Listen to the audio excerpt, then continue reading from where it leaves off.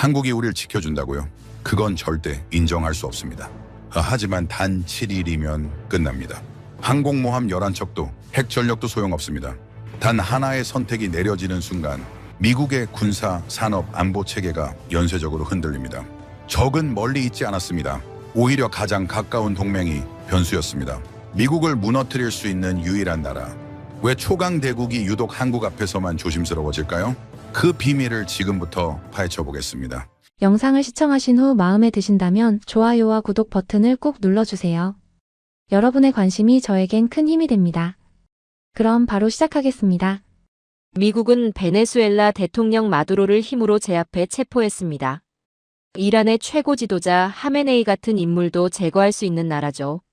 지구 반대편 권력자의 생사까지 결정하는 힘. 국제적인 비난 따위는 신경 쓰지 않습니다. 그게 바로 미국이라는 나라죠. 그런데 그런 미국이 절대 건드리지 않는 나라가 있습니다. 아니, 건드리지 못한다고 하는 게 더 정확할 겁니다. 오히려 눈치를 보는 나라가 하나 있죠. 저는 스탠퍼드대 국제안보전략연구소 교수 데이비드 해밀턴입니다. 미 국방부 전략기획국에서 18년을 근무했고 인도태평양 사령부 전략분석관을 거쳐 백악관 국가안보회의 자문위원까지 지냈습니다. 오늘 이 강의에서 제가 여러분께 드릴 이야기는 제가 현직에 있을 때 직접 목격한 것들에 관한 겁니다. 미국의 힘을 군사력으로만 이해하는 분들이 많습니다. 틀린 말은 아니에요. 항모전단, 특수부대, 위성, 정보기관, 원하는 타이밍에 원하는 곳을 누를 수 있는 나라가 미국이니까요. 그런데 오늘은 그 군사력 이야기가 아닙니다. 그 군사력조차 한순간에 멈춰버릴 수 있는 구조에 대해 이야기할 겁니다. 제가 국방부에 있을 때 워싱턴에서는 주기적으로 국가 취약성 분석 작업을 진행했었습니다. 미국의 국가 기능을 회복 불가능하게 만들 수 있는 시나리오들을 설계하고 그 허점을 찾아내는 작업이었죠. 저는 그 분석팀에 직접 참여했었습니다. 백악관 지하, 방폭문이 닫히고 손목에서 시계가 느껴질 정도로 공기가 차가운 공간이었습니다. 벽면엔 에너지, 통신, 군수, 금융 지표들이 붉은 점으로 박혀 있었고 장군들은 말을 아꼈으며 민간 담당자들은 숫자를 더듬고 있었죠. 그 자리에서 분명히 느꼈습니다. 회의실에 침묵이 깔릴 때는 좋은 소식이 아니라는 걸 거기 있던 사람들 모두가 알고 있었다는 걸요. 여기서 몇몇 학생들이 몸을 앞으로 당기는 게 보였습니다. 백악관 지하라는 말이 나오자 강의실 공기가 달라졌죠. 시나리오는 3개였습니다. 첫 번째는 중국이었습니다.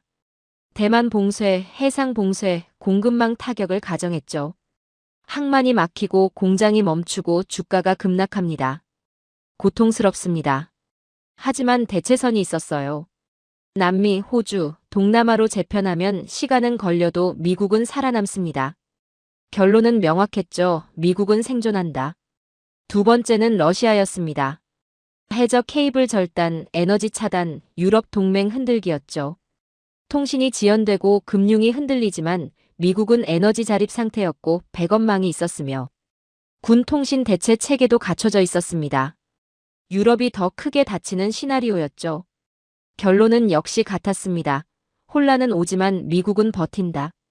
그 순간 분석실에 묘한 공기가 흘렀습니다. 역시 미국이라는 안도감이었죠. 바로 그 자만이 세 번째 시나리오를 더 무겁게 만들었습니다. 세 번째를 꺼내기 전에 제가 먼저 말했습니다. 여러분은 이걸 듣고 처음엔 웃을 겁니다. 그 자리의 장군들도 그랬으니까요. 세 번째 시나리오엔 미사일이 없었습니다. 사이버 공격도 없었고 무력 충돌도 없었어요. 단지 발표 한 줄이었습니다. 대한민국이 협력을 중단한다. 그게 전부였습니다. 결과는 그래프가 붉게 바뀌는 형태가 아니었습니다. 문장 하나로 끝났죠. 7일 내 국가 기능 전면 마비. 앞줄에 앉은 군 출신 학생 하나가 팔짱을 풀었습니다.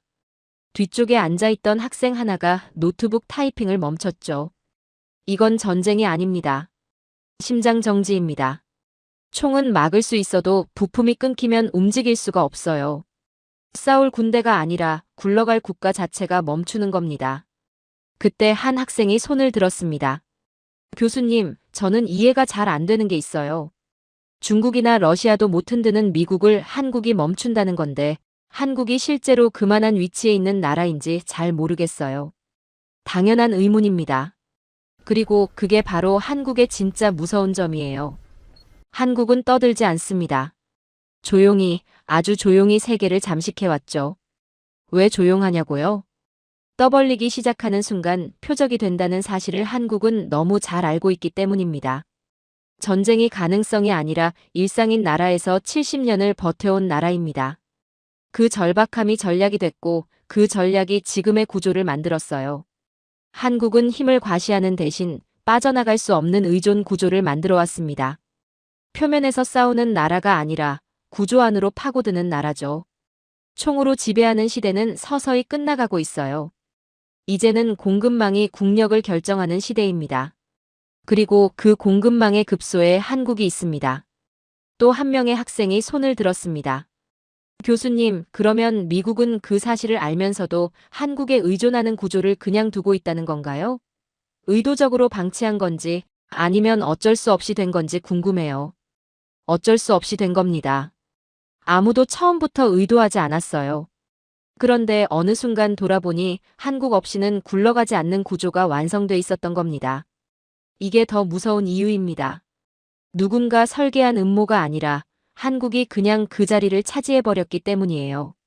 오늘 이 강의가 끝날 때쯤이면 여러분은 한미동맹을 전혀 다른 눈으로 보게 될 겁니다.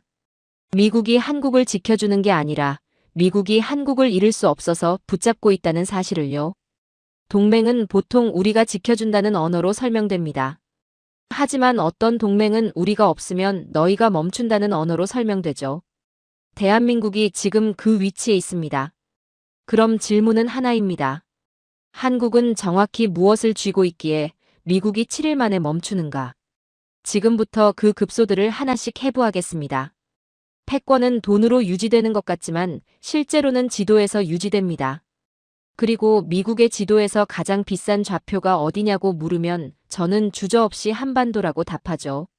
많은 분들이 한미동맹을 이렇게 이해합니다. 미국이 한국을 지켜준다. 틀렸습니다. 정확하게는 이렇게 봐야 해요. 한국이 미국을 지켜주고 있습니다. 오늘 이 사실을 지도 위에서 증명하겠습니다. 화면을 보시죠. 지도가 뜨자 강의실 분위기가 달라졌습니다. 조금 전까지 시스템과 공급망 이야기를 듣던 학생들의 눈빛이 군사작전을 읽는 눈빛으로 바뀌었죠. 포인터로 한반도를 짚겠습니다. 그 다음 일본 열도, 대만, 괌, 하와이 순으로 찍어보죠. 보이십니까? 이 선이 바로 미국이 태평양에서 유지하는 전진 방어선입니다. 그런데 이 선에서 한반도가 빠지면 어떻게 되는지 아십니까? 선이 뒤로 밀립니다. 한 칸이 아니에요. 한반도가 빠지는 순간 일본이 최전선이 됩니다. 일본이 흔들리면 괌이 전선이 되고 괌이 위태로워지면 미국은 하와이에서 생각해야 합니다. 하와이에서 아시아를 방어한다는 게 무슨 의미인지 아시죠? 그건 방어가 아닙니다. 포기입니다. 한반도는 그냥 한 나라의 땅이 아니에요. 태평양 방어선의 문고리입니다. 문고리가 떨어지면 문 전체가 흔들리죠. 일본은 크고 안정적입니다. 하지만 역사적으로도 헌법적으로도 심리적으로도 제약이 많은 나라죠. 대만은 최전선이지만 정치적으로 불안정하고 유사시 변수가 너무 많습니다. 한국은 다릅니다. 전진과 지속이 동시에 가능한 자리예요. 70년째 전선을 지켜온 나라가 한국이니까요. 그 자리의 가치는 돈으로 환산이 안 됩니다. 미국이 태평양에서 앞으로 버틸 수 있게 하는 마지막 버팀목이 한국이죠. 이제 지도를 좀 더 확대하겠습니다. 평택입니다. 전쟁은 명령으로 하는 게 아닙니다. 연료가 있어야 하고 탄약이 있어야 하고 정비가 돼야 하고 병력이 움직일 수 있어야 전쟁을 할 수 있죠. 평택에는 활주로가 있습니다. 항만과 부두가 연결돼 있고 도로와 철도가 뻗어 있으며 사령부 기능과 병참 기능이 한 덩어리로 굴러가는 구조입니다. 평택은 미군이 위기 때 모이는 곳이 아니에요. 버티는 곳입니다. 모이는 기지는 잃어도 재건할 수 있습니다. 하지만 버티는 기지를 잃으면 즉각 대응 능력 자체가 사라지죠. 평택이 없으면 미국은 즉각 대응이 아니라 늦은 대응으로 떨어집니다. 늦은 대응은 패권이 아니에요. 사후 수습입니다. 패권은 먼저 도착하는 쪽이 유지하는 겁니다. 자, 이제 눈 이야기를 해야 합니다. 지구는 둥굽니다. 이 단순한 사실이 미국 방어망의 치명적인 약점이에요. 미국 본토나 괌에 있는 레이더는 중국이나 북한에서 발사된 미사일이 대기권 밖으로 높이 솟아오를 때까지 포착할 수 없습니다. 지구 공률이 시야를 가리기 때문이죠. 이미 늦은 겁니다. 그런데 한국은 적의 발사대와 가장 가까운 곳에 있습니다. 미사일이 지면을 박차고 오르는 상승 단계, 발사 후 불과 10초 안에 궤적을 계산할 수 있는 전략 거점이 한국이에요. 전 세계에서 이게 가능한 미군 거점은 한국뿐입니다. 워싱턴의 요격 시스템이 뭔가 날아온다고 인지했을 때는 이미 늦었습니다. 한국 성주의 레이더가 실시간으로 데이터를 쏘아주지 않으면 미국의 수조 원짜리 방어망은 허공에 주먹질을 하는 꼴이에요. 경북 성주에 배치된 사드 레이더 이야기입니다. 많은 분들이 성주 사드를 경상도를 지키는 방어 장비로 알고 있죠. 틀렸습니다. 거기 장착된 레이더는 전진 배치 모드일 때 탐지 거리가 수천 킬로미터에 달합니다. 이 레이더는 중국 심장부의 이동식 발사대가 움직이는 것까지 포착합니다. 즉, 중국이 핵미사일을 쏘려고 준비하는 단계부터 백악관은 한국을 통해 생중계를 받는 겁니다.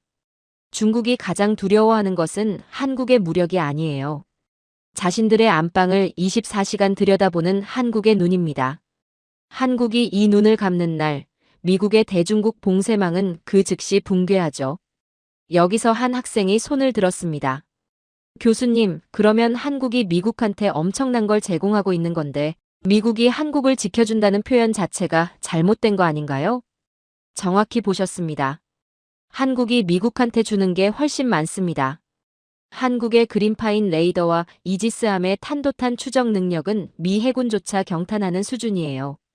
미 우주군은 한국 공군으로부터 받는 실시간 데이터를 바탕으로 전 지구적 핵 감시망을 완성합니다. 미국 우주군의 최첨단 기술도 한국 지상 레이더의 지원이 없으면 반쪽짜리예요. 미국 패권의 상징인 우주군마저 한국 지상 기지에 목줄이 잡혀있는 셈이죠. 그런데도 세상은 미국이 한국을 지켜준다고 말합니다.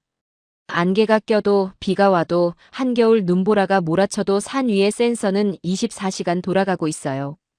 뉴스에는 나오지 않습니다. 조용히 회전하는 레이더를 카메라가 찍어줄 리 없으니까요. 하지만 전쟁이 나면 그 조용한 회전이 나라의 생사를 가릅니다. 눈이 없는 강대국은 주먹만 센 맹수입니다. 맹수는 위협적이지만 방향을 잃으면 스스로 다칩니다. 한국은 그 맹수의 눈이에요. 그리고 맹수는 자기 눈을 잃지 않으려 합니다. 전쟁이 가능성이 아니라 일상인 나라, 휴전선에서 불과 몇십 킬로미터 떨어진 곳에 수도가 있는 나라가 70년을 버텨오면서 익힌 생존 감각이죠. 소리보다 기능을 믿고 과시보다 구조를 만드는 겁니다. 그게 진짜 강자의 습관이에요. 자, 결론을 내겠습니다. 한국이 중립을 선언하는 순간 미국은 선택해야 합니다. 전진을 유지할 것인가, 후퇴해서 방어선부터 지킬 것인가. 포인터를 다시 보시죠.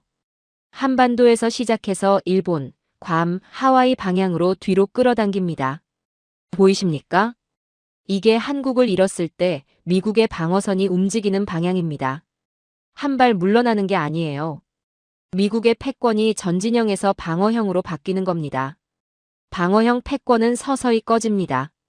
공격하는 쪽이 아니라 지키는 쪽이 됐다는 건 이미 주도권을 잃었다는 뜻이니까요. 한국을 잃는다는 건 미군이 한 발 물러나는 게 아닙니다. 미국의 눈이 꺼지고 심장이 뒤로 밀리고 패권이 수축하기 시작하는 겁니다. 그런데 지도만 급소가 아닙니다. 다음은 더 잔인한 이야기예요. 바다입니다. 세계 최강 해군의 왕관인 항공모함, 그 항모가 실제로 굴러가려면 무엇이 필요한지 그 이야기를 지금부터 하겠습니다. 항공모함 사진을 보시죠. 핵추진 항공모함입니다. 길이 330m, 항공기 80대 이상 탑재, 승조원 5,000명. 미국이 세계 어딘가에 이걸 보내면 그 나라 지도자는 밤잠을 설칩니다. 그게 미국의 힘이죠. 그런데 오늘 저는 이 왕관 뒤에 숨겨진 이야기를 해야 합니다. 왕관은 번쩍입니다. 하지만 왕관을 올려놓는 왕자가 흔들리고 있어요. 세계 최강 해군의 가장 큰 적은 중국이 아닐 수 있습니다. 녹슨 도크, 늙은 크레인, 사라진 용접공이죠. 함정은 일정 기간 운용하면 무조건 정비로 들어가야 합니다. 전투함이든 항모든 예외가 없어요. 그런데 지금 미국 해군의 정비 대기줄이 길어지고 있습니다. 부품 조달이 지연되고 숙련된 용접공과 기술자들은 고령화로 줄어들고 있죠. 배는 있는데 그 배를 고칠 손이 없는 겁니다. 이게 단순한 산업 문제가 아니에요. 정비 기간이 늘어나면 전개 가능한 함정 수가 급감합니다. 전쟁이 터지기도 전에 이미 가용 전력이 줄어들어 있다는 뜻이죠. 전투는 한밤중에 시작되지만 정비는 수년 전부터 막힙니다. 중국은 지금 군함을 찍어내고 있습니다. 2년마다 항모 한 척씩 진수하는 나라가 중국이에요. 반면 미국은 군함을 기다리죠. 정비 슬롯을 기다리고 부품을 기다리고 기술자를 기다립니다. 군에 있던 분들은 압니다. 정비가 밀린다는 게 무슨 의미인지요. 그럼 미국은 이 문제를 어떻게 해결하려 했는가? 여기서 충격적인 장면이 등장합니다. 2024년 카를로스 델 토로 미 해군성 장관이 직접 한국을 찾아왔습니다. 현대중공업과 하나오션을 직접 방문한 거죠. 그 자리에서 델 토로 장관이 뭐라고 했는지 아십니까? 마인드 블로잉. 기가 막혀서 말이 안 나온다는 겁니다. 세계 최강 해군의 장관이 한국 조선소 앞에서 넋이 나간 거예요. 왜냐고요? 미국에서는 함정 한 척 수리에 몇 년씩 걸립니다. 그런데 한국 조선소에서는 거대한 유조선과 컨테이너선이 며칠마다 한 척씩 쏟아져 나오고 있었던 거죠. 델 토로 장관은 귀국 후 미 의회에서 이렇게 보고했습니다. 우리는 한국의 실력을 배워야 합니다. 세계 최강 해군 장관이 한국 조선소에 와서 제발 우리 배 좀 고쳐달라고 읍소하는 광경, 70년 전엔 상상이나 할 수 있었겠습니까? 그리고 실제로 그 일이 벌어졌습니다. 2024년 8월 미 해군 군수지원함 월리 쉬라호가 정비를 위해 한국 땅을 밟았습니다. 비영어권 국가로서는 최초로 미 군함이 해외에서 정비를 받은 사건이었죠. 한국 엔지니어들이 그 배를 어떻게 돌려보냈는지 아십니까? 미군이 예상한 기간보다 훨씬 빠르게 새 배보다 더 깨끗한 상태로 수리를 마쳤습니다. 미군 검수관들이 배에 올라타 보고 이렇게 말했습니다. 이건 수리가 아니라 재창조 수준이다. 미국 본토에서 고치면 1년 걸릴 배를 한국은 단 몇 달 만에 완벽하게 끝낸 겁니다. 이제 미국 해군에게 한국 조선소는 단순한 정비소가 아니에요. 침몰해가는 함대를 살려내는 심폐소생실입니다. 그런데 더 충격적인 이야기가 있습니다. 미국은 1920년부터 존스법이라는 철칙을 지켜왔습니다. 미국 배는 미국에서만 만들어야 한다는 원칙이죠. 100년 넘게 예외가 없었던 법입니다. 그런데 지금 미국 정계에서 한국에서 미국 군함을 직접 건조하게 하자는 법안이 논의되고 있습니다. 100년 넘게 지켜온 빗장을 스스로 풀어서라도 한국의 건조 능력을 빌리려는 거예요. 미국이 한국을 단순한 우방을 넘어 미국 해군력의 외주 공장으로 인정했다는 뜻이죠. 미국이 100년 넘게 지켜온 금기를 깨고 한국에게 우리 배 좀 만들어달라고 손을 내미는 순간 전 세계 해상 패권의 무게추는 이미 대한민국으로 기울어진 겁니다. 그때 스마트해 보이는 한 학생이 손을 들었습니다.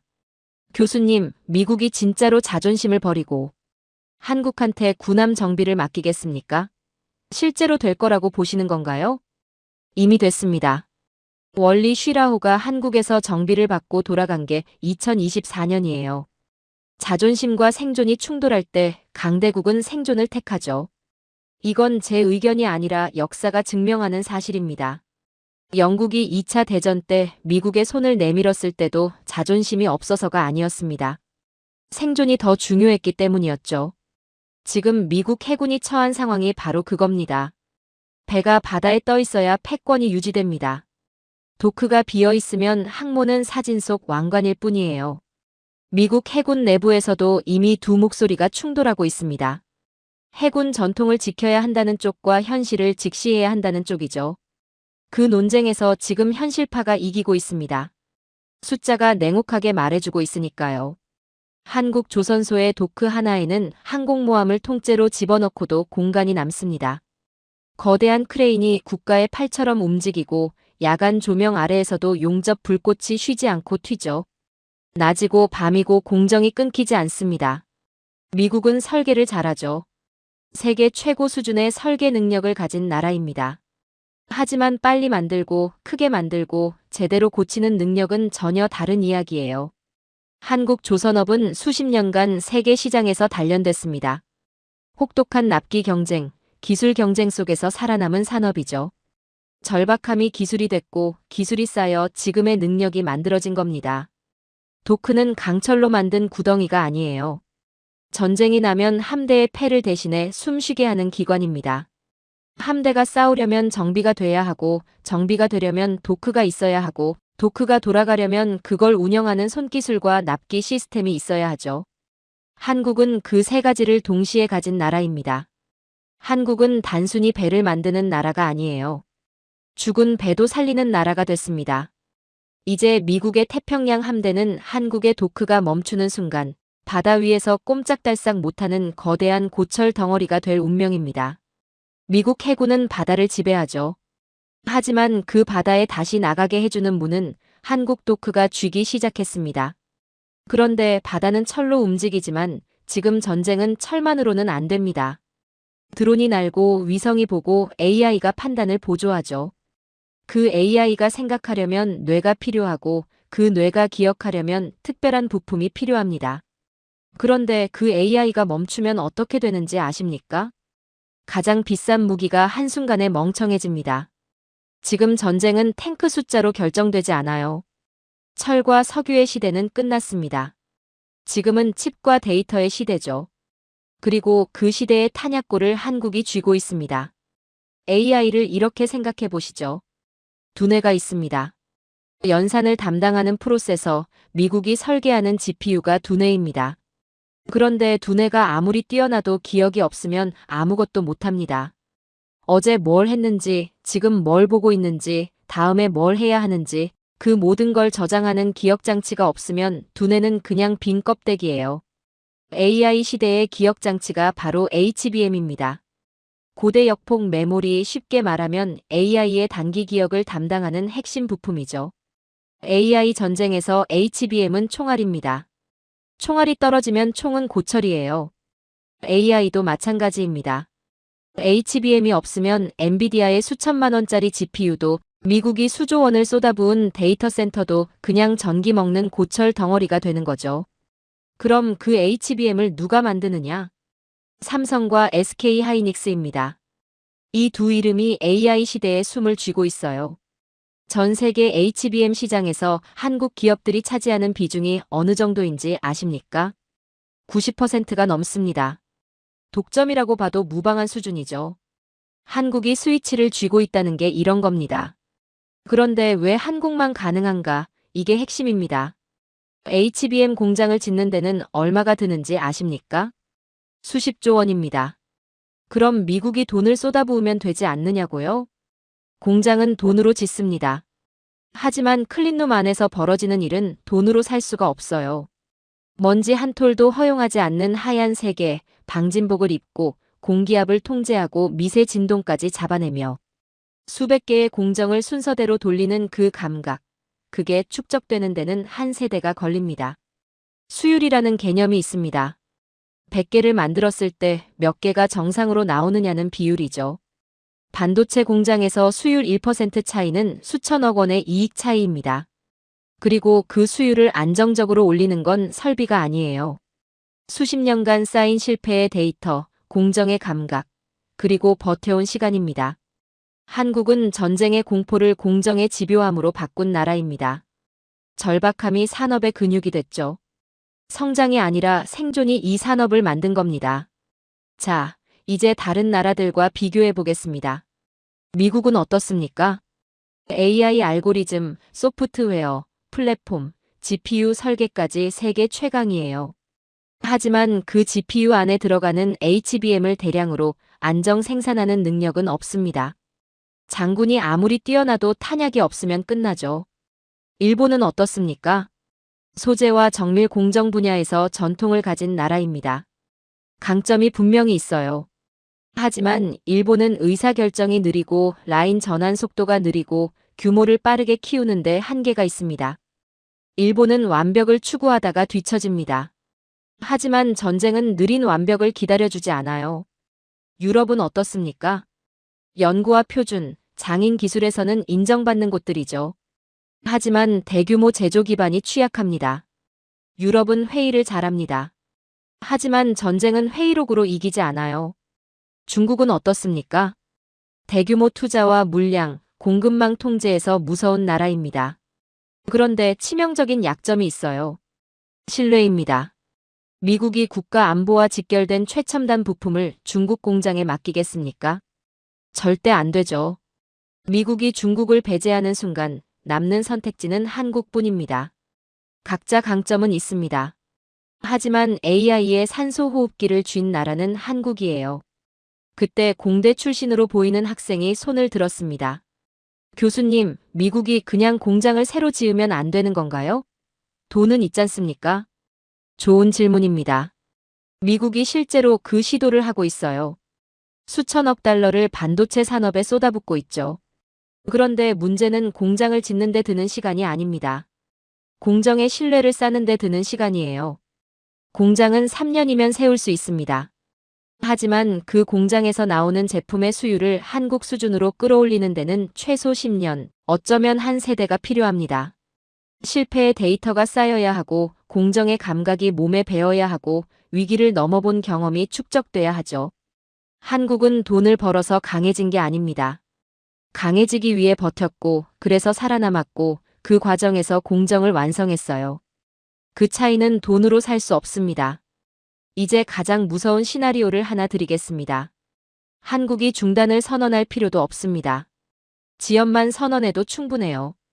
밸브를 10도만 잠가도 됩니다. 그러면 무슨 일이 벌어지는지 보시죠. 엔비디아의 GPU 생산 일정이 밀립니다. 데이터 센터 증설 계획이 멈추죠. 아마존, 구글, 마이크로소프트의 클라우드 투자 계획이 흔들립니다. AI 서비스 비용이 폭등하고 산업 전반의 비용이 올라가죠. 여기서 끝이 아닙니다. 군사용 AI, 드론 제어 시스템, 위성 정찰 분석 프로젝트까지 일정 충격을 받습니다.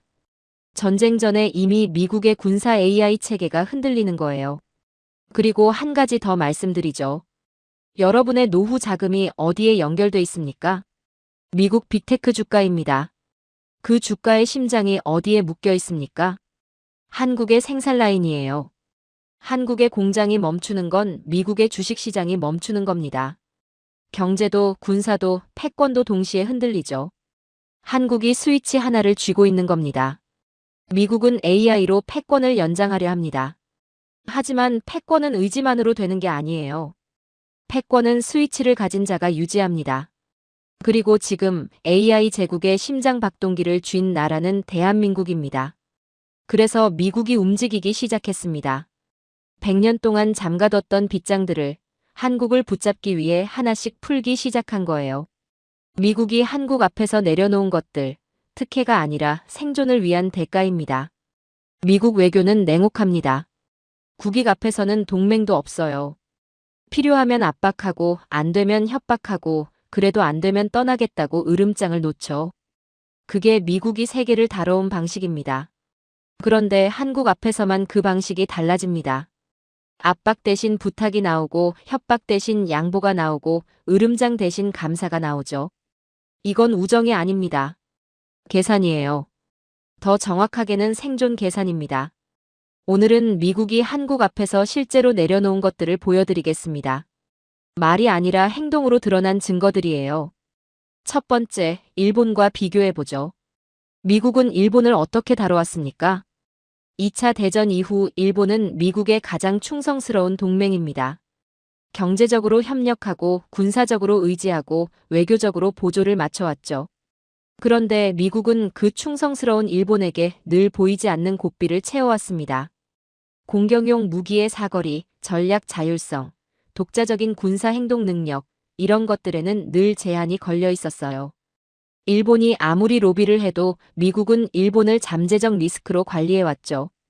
충성은 인정하지만 완전한 자유는 주지 않는다는 원칙이었습니다. 그런데 한국에게는 어떻게 했습니까? 42년 동안 한국의 미사일에는 족쇄가 채워져 있었어요. 사거리 제한, 탄두 중량 제한, 미국의 허락 없이는 더 강한 미사일을 만들 수 없는 구조였죠. 그런데 2021년 미국이 그 족쇄를 완전히 풀었습니다. 42년 동안 채워둔 고삐를 한국 앞에서 스스로 풀어버린 거예요. 이제 한국은 자체 판단으로 더 멀리, 더 강하게, 더 크게 설계할 수 있는 길이 열렸습니다. 미국은 일본에게는 감시의 동맹을 적용했습니다. 그런데 한국에게는 자율의 동맹을 열어줬어요. 왜 그랬을까요? 고삐가 풀린 맹수는 위험합니다. 그런데 미국이 그 위험을 감수했어요. 왜냐하면 그 맹수가 돌아서는 순간 미국이 더 위험해지니까요. 전쟁을 실제로 겪고 매일 전쟁을 준비하는 나라에게 미국은 결국 결정권의 일부를 넘겨줄 수밖에 없었던 겁니다. 두 번째, 독일과 비교해보죠. 미국이 독일을 대하는 언어가 있습니다.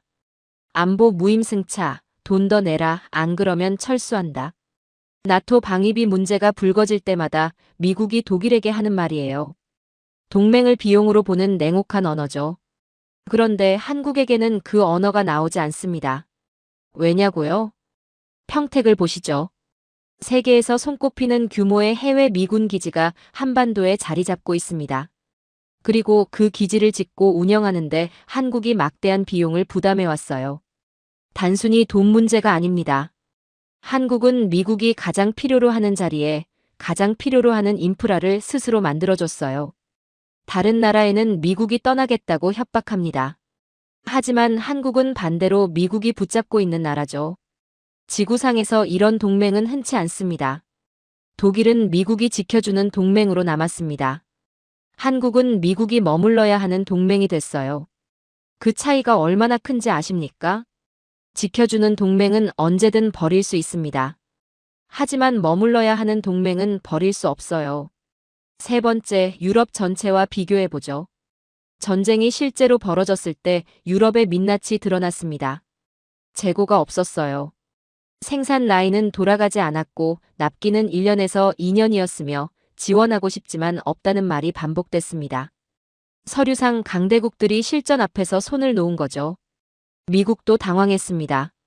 세계 최강이라는 나라도 전시 재고에 쫓기는 상황이 됐어요. 동맹국 앞에서 체면이 구겨지는 순간이었죠. 그때 한국이 움직였습니다. 대량 비축, 상시 생산, 납기 시스템, 이 세 가지가 동시에 작동했어요. 필요하면 지금 가져가라는 형태였습니다. 그때 한 학생이 손을 들었습니다. 교수님, 한국이 포탄을 그렇게 많이 비축하고 있었다는 게 사실인가요? 사실입니다. 한국은 휴전국이에요.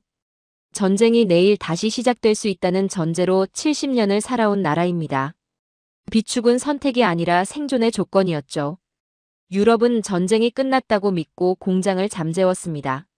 한국은 전쟁이 끝나지 않았다는 사실을 알고 공장을 계속 돌렸어요. 전쟁은 명분으로 치르지 않습니다. 포탄으로 치르죠.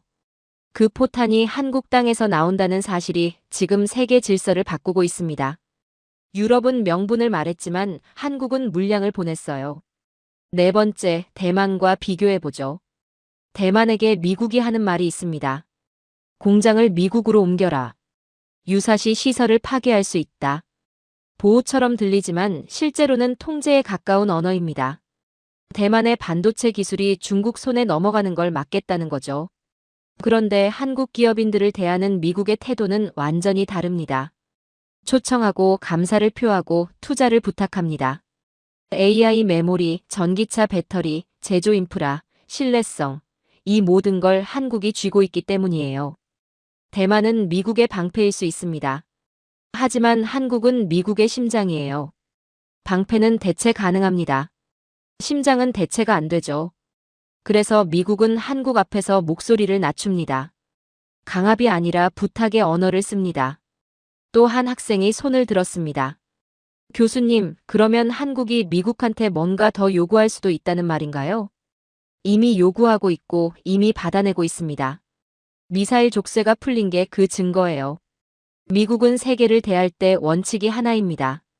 국익 우선이에요. 그런데 한국 앞에서만 그 원칙이 예외처럼 보이는 순간이 반복됩니다. 예외가 한 번이면 실수입니다. 예외가 두 번이면 우연이에요. 하지만 예외가 계속 반복되면 그건 예외가 아니라 구조입니다. 미국이 한국을 특별 대우하는 게 아닙니다. 한국이 미국 패권의 급소이기 때문에 미국이 스스로 자세를 낮추는 거예요. 특혜가 아닙니다. 생존을 위한 대가입니다. 그런데 이 모든 힘은 어디서 왔을까요? 하루아침에 생긴 게 아닙니다. 세계가 전쟁으로 멈춰도 한국 공장만은 계속 돌아가는 이유, 그 이야기가 남았습니다. 다음은 생산력입니다. 독일이 설계도를 고치고 있을 때 한국이 무엇을 하고 있었는지 그 장면을 보여드리겠습니다. 동맹은 말로 유지되지 않습니다. 조약문은 서랍 안에 있지만 전쟁은 지금 당장 물건을 요구합니다. 총알, 포탄, 전차, 부품, 연료. 이게 없으면 아무리 멋진 조약도 종이 한 장입니다. 무늬만 강대국과 실제 전쟁이 가능한 국가의 차이를 보여드리겠습니다. 먼저 유럽부터 보죠. 유럽은 화려합니다. 역사도 깊고 기술도 있고 브리핑도 근사하게 합니다. 나토 회의에서 나오는 발표 자료들을 보면 참 그럴듯해 보이죠. 그런데 실제 전쟁이 터졌을 때 유럽의 민낯이 드러났습니다. 창고가 비어 있었어요. 생산 라인은 돌아가지 않고 있었고 부품 수급은 수개월 단위였으며 비축량은 일주일을 버티기도 빠듯한 수준이었습니다. 지원하고 싶지만 없다는 말이 반복됐죠. 전쟁은 박물관에서 하는 게 아닙니다. 전쟁은 창고와 공장에서 합니다. 군 출신 학생들은 비축이라는 단어가 나오는 순간 표정이 굳었습니다. 비축이 부족하다는 건 패닉이라는 걸 몸으로 아는 사람들이니까요. 그럼 전차 이야기를 해보죠. 독일입니다. 레오파드. 독일 전차는 한때 세계 전차의 교과서였어요. 2차 대전의 기억, 냉전의 기억, 그 모든 시대에서 독일 전차는 유럽 방어의 상징이었습니다. 전차하면 독일, 그게 상식이었죠. 그런데 전쟁이 실제로 벌어지고 폴란드가 손을 내밀었을 때 무슨 일이 벌어졌는지 아십니까? 독일에 주문을 넣었더니 돌아온 대답이 이겁니다. 인도까지 최소 5년. 5년입니다. 전쟁터는 달력으로 버티지 않아요. 5년 뒤 도착하는 전차는 전쟁이 끝난 뒤 사진 속에서나 볼 수 있는 전차입니다. 그때 폴란드는 한국에 연락했습니다. K2 흑표입니다. 계약 체결 후 단 4개월 만에 초도 물량이 폴란드 항구에 도착했습니다. 독일이 5년을 이야기할 때 한국은 4개월 만에 전차를 실어보낸 거예요. 폴란드 군인들이 항구에서 K2를 처음 봤을 때의 표정이 어땠는지 아십니까? 믿을 수 없다는 표정이었습니다. 진짜로 왔다는 거죠. 독일이 장인정신이라는 말로 설계도를 만지고 있을 때 한국은 출고를 찍습니다. 전차 왕좌는 성능이 아니라 도착 시간이 결정해요. 그리고 그 왕좌는 이미 바뀌고 있습니다. 영국과 프랑스도 보죠. 발표 자료는 언제나 화려합니다. 전투기 스펙, 전차 성능, 미사일 사거리, 숫자만 보면 무서운 나라들이에요. 그런데 실제 전쟁이 터지자 비축량이 얼마나 됩니까? 공장 라인은 돌아갑니까? 부품이 있습니까? 없습니다. 공장은 잠들어 있고 비축은 얇고 부품이 없으면 수리도 멈춥니다. 유럽은 전쟁을 설명할 수는 있어요. 하지만 전쟁을 공급하지는 못합니다. 그들이 카탈로그를 보여줄 때 한국은 실물을 전장에 뿌립니다. K9 자주포입니다. 24시간 라인이 돌아가며 쏟아지는 화력이에요. 전시장 조명 아래 서 있는 무기와 전장 먼지 속에서 굴러가는 무기는 완전히 다릅니다. 한국 무기는 후자입니다. 그때 한 학생이 손을 들었습니다. 교수님, 미국은 어떤가요? 미국도 탄약이 부족한 상황이 됐다는 게 사실인가요? 사실입니다. 세계 최강국도 포탄 생산 증설에는 수년이 걸립니다. 전선이 길어지고 소모가 빨라지면 재고가 바닥나요. 여기저기서 끌어모으는 상황이 됩니다. 그 공백을 메운 나라가 한국이에요. 단일 국가 비축량이 360만 발을 넘습니다. 필요하면 지금 당장 공급 가능한 나라가 한국이죠. 미국이 자유진영의 머리라면 한국은 그 머리가 싸울 수 있게 해주는 근육과 탄약입니다. 머리만 있고 근육이 없으면 어떻게 됩니까? 아무것도 못합니다. 자유세계는 누가 더 빨리 채우느냐로 살아남습니다. 그걸 해낼 수 있는 나라가 지금은 한국뿐이에요. 그런데 여기서 한 가지 질문이 생깁니다. 왜 한국만 이게 됩니까? 왜 유럽은 안 되고 미국도 어렵고 한국만 되는 겁니까? 답은 간단합니다. 한국은 전쟁이 가능성이 아니라 상태인 나라이기 때문이에요. 휴전국입니다. 정전협정이 체결됐을 뿐 전쟁은 끝나지 않았습니다. 그 사실이 70년 동안 한국의 공장을 잠들지 못하게 했어요.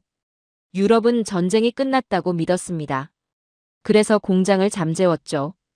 평시 생산량만 유지하고 비축은 줄이고 군수 산업에 대한 투자는 경제성 논리로 축소했습니다. 하지만 한국은 단 하루도 그렇게 생각한 적이 없어요. 내일 다시 총성이 들릴 수 있다는 전제로 산업을 유지해온 나라입니다. 납기 강박이 아니에요. 생존 강박입니다. 그 강박이 속도를 만들었고 그 속도가 세계를 놀라게 하는 겁니다. 한국의 빠른 납기는 상업적 효율이 아니에요. 안보가 만들어낸 본능입니다. 총성이 들릴 수 있는 나라에서만 나오는 속도죠. 그리고 빠른 것만이 아닙니다. 빠른데 고장이 안 납니다. 이게 진짜 무서운 거예요. 보통 빨리 만들면 품질이 떨어진다고 생각하죠. 대량 생산하면 신뢰성이 낮아진다고 생각합니다.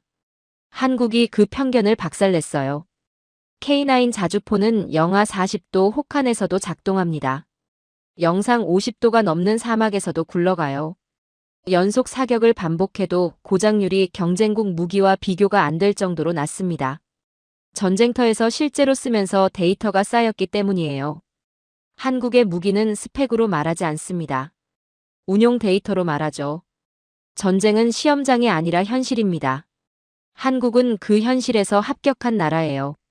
독일이 설계도를 고칠 때 한국은 전차를 출고하고 미국이 예산을 심의할 때 한국은 포탄을 배에 싣습니다. 이제 자유세계의 안전을 보장하는 것은 나토의 조약문이 아닙니다. 대한민국 창원 공장의 24시간 불빛입니다.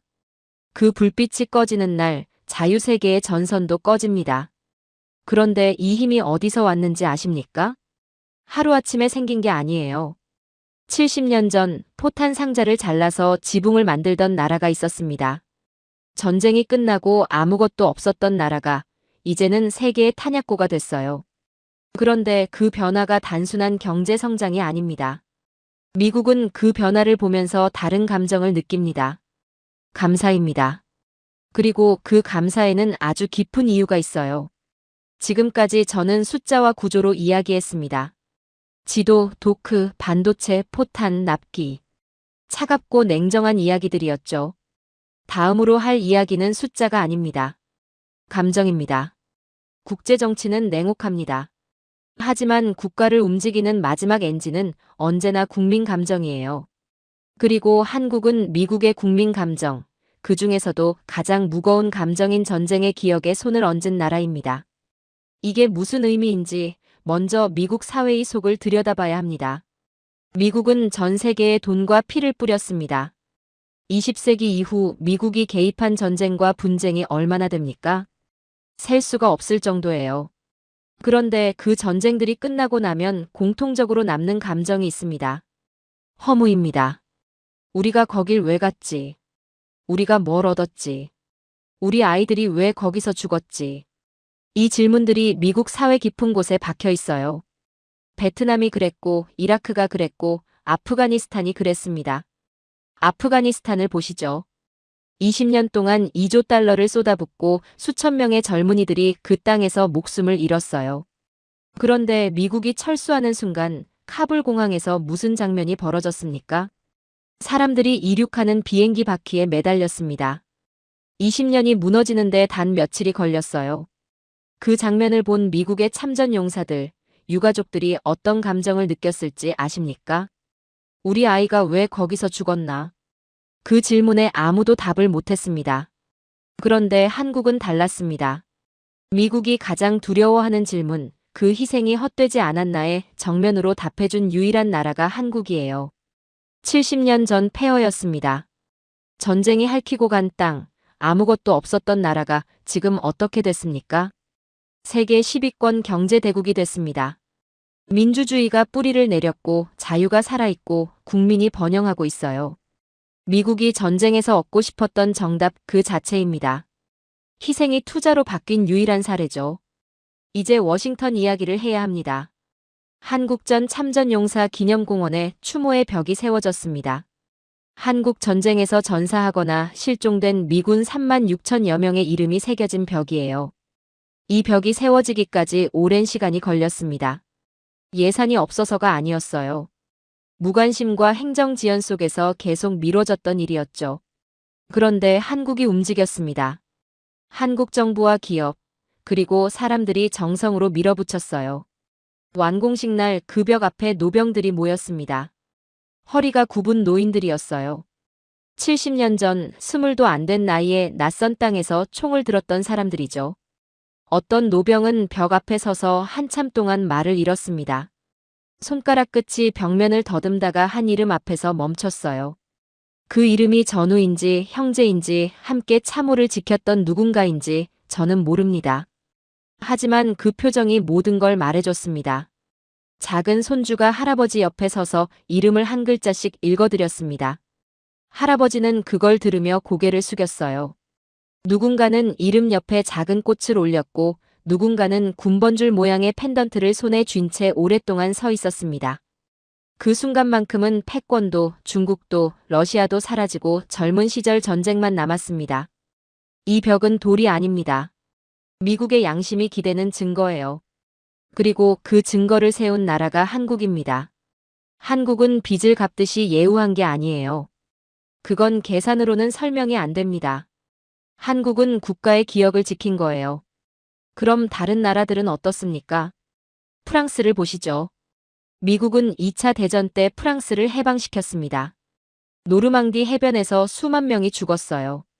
그런데 프랑스는 어떻게 했습니까? 미국을 견제하는 카드로 반미 정서를 활용했습니다. 정치적으로 필요할 때마다 미국의 등을 돌렸죠.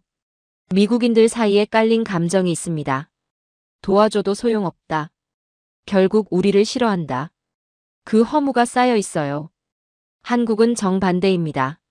나라가 잘 살게 될수록 참전용사 예우가 더 커졌어요. 잘 살게 됐으면 잊어버릴 법도 한데 더 기억합니다.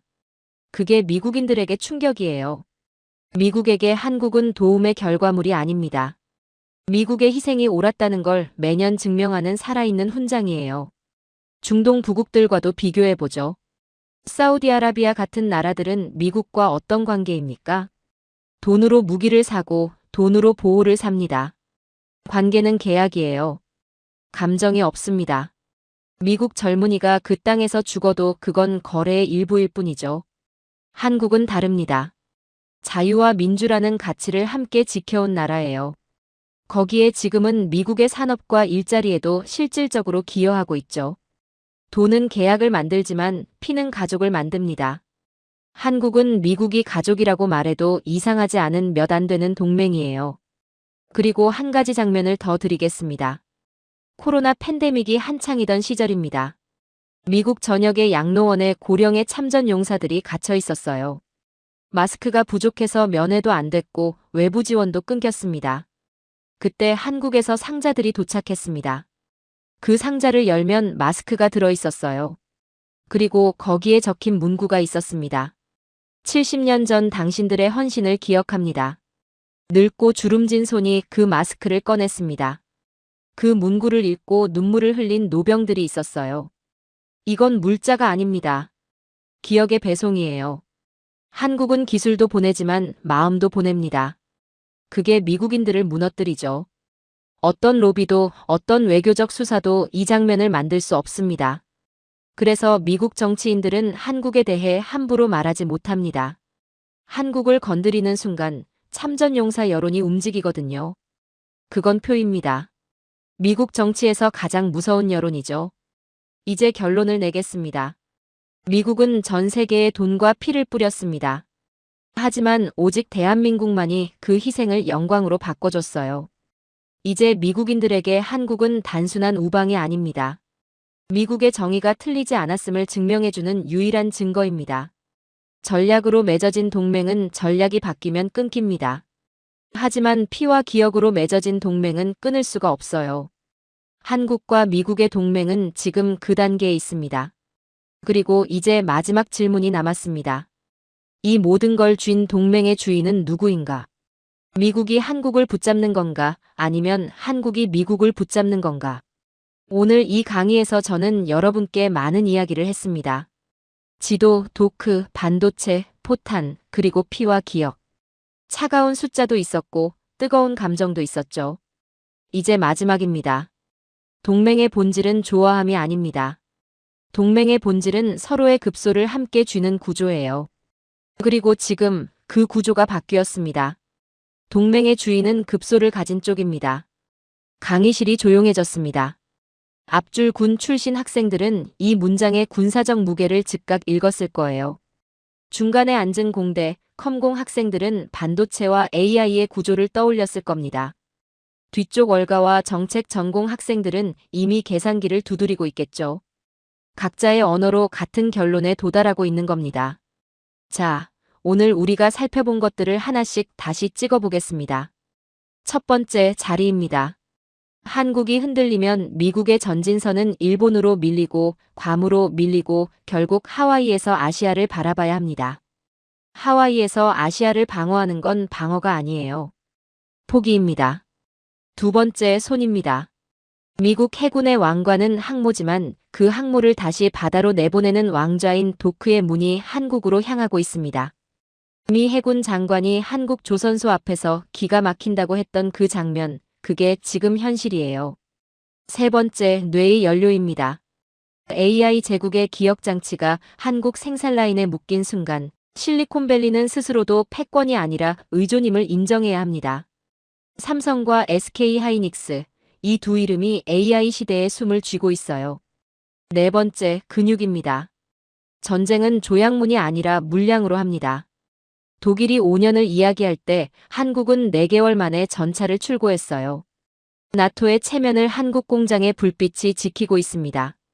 다섯 번째, 양심입니다.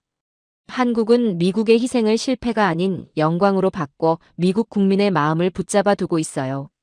추모의 벽 앞에서 손가락으로 이름을 더듬던 노병의 표정. 그게 전략이 아닌 감정으로 맺어진 동맹의 실체입니다. 여러분, 이 5가지가 동시에 한 나라에 묶이면 그 나라는 동맹이 아닙니다. 공동 운영자가 되는 거예요. 그리고 한국이 지금 그 자리에 있습니다. 의존하는 동맹은 위기 때 같이 침몰합니다. 자립한 동맹만이 위기 때 실제로 도움을 줄 수 있어요. 미국이 원하는 건 명령을 듣는 동맹이 아닙니다. 현실을 해결해주는 동맹이에요. 그리고 한국은 그 조건을 충족하는 거의 유일한 나라입니다. 70년 전에는 한국이 도와달라고 했습니다. 지금은 미국이 같이 가달라고 합니다. 동맹의 언어가 바뀌는 순간 국제 질서의 계급도 바뀌는 거예요. 앞으로 미국은 한국에게 더 많은 걸 요구할 겁니다. 하지만 이제 그 요구는 명령이 아니라 협상이에요. 협상 테이블에서 우리는 갑입니까? 을입니까? 급소를 가진 쪽이 주인이라는 말을 다시 생각해 보시죠. 그때 한 학생이 손을 들었습니다. 교수님, 그러면 한국이 마음을 바꾸면 미국이 정말 위험해진다는 뜻인가요? 한국이 그런 선택을 할 수도 있는 건가요? 그게 바로 혈맹이 무서운 이유입니다. 서로를 무너뜨릴 수 있을 만큼 깊이 엮여 있기 때문에 오히려 서로를 배신하지 못해요. 한국이 미국의 도크를 살리고 AI를 살리고 양심을 살린 것처럼 미국도 한국의 생존 구조를 지켜야 합니다. 이건 종속이 아니에요. 상호 인질이 된 평화입니다. 그리고 그것이 동맹의 가장 강한 형태죠. 총으로 맺어진 동맹은 총이 사라지면 끊깁니다. 돈으로 맺어진 동맹은 돈이 마르면 끊기죠. 하지만 급소와 급소가 서로를 쥔 동맹, 피와 기억과 산업이 한 몸처럼 엮인 동맹은 끊을 수가 없습니다. 그게 지금 한미동맹의 실체예요. 이제 마지막 말을 드리겠습니다. 한국은 전쟁이 핥히고 간 땅에서 맨손으로 시작했죠. 그런데 지금은 포탄을 만들고 함대를 살리고 AI를 살리고 미국의 양심까지 살립니다. 동맹의 이름으로 한국이 미국에 기대던 시간이 70년이었다면 이제 미국은 한국에게 말합니다. 제발 우리 곁에 남아달라. 대한민국은 더 이상 지켜지는 나라가 아닙니다. 세계 질서를 지키는 나라가 되었습니다. 그리고 저는 이 질문을 여러분께 남기겠습니다. 한국과의 관계를 어떻게 이어나갈 것인가? 오늘의 사연은 여기까지입니다. 대한민국이 세계의 급소를 쥔 나라가 됐다는 사실, 그 자리를 지켜내는 것, 그리고 그 자리에 걸맞은 책임을 다하는 것. 그게 이 시대를 살아가는 우리가 다음 세대에게 줄 수 있는 가장 큰 유산입니다. 힘은 과시할 때가 아니라 필요할 때 드러납니다. 한국은 그 방식을 알고 있습니다. 조용히 준비하고 결정적 순간에 움직이는 나라. 그래서 세계는 한국을 무시하지 못합니다. 이것이 우리가 도달한 자리입니다. 긴 영상 시청해주셔서 감사합니다. 내일은 더 좋은 영상으로 찾아오겠습니다.